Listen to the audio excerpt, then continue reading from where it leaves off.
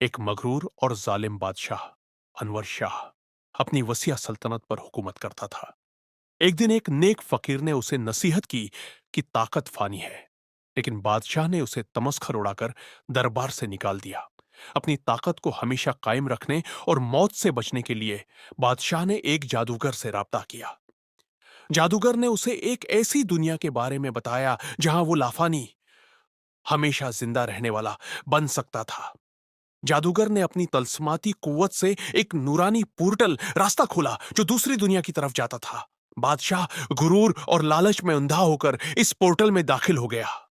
जैसे ही उसने कदम रखा, पोर्टल हमेशा के लिए बंद हो गया।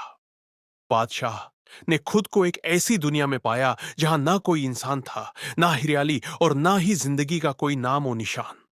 वहां सिर्फ खामोशी, अंधेरा और बंजर जमीन थी। वो हमेशा की जिंदगी तो पा गया, लेकिन एक ऐसी तुन्हाई के साथ जो मौत से भी बदतर थी। नतीजा, लालच और गुरूर इंसान को ऐसी जगह ले जाते हैं जहां पछतावे के सिवा कुछ बाकी नहीं रहता।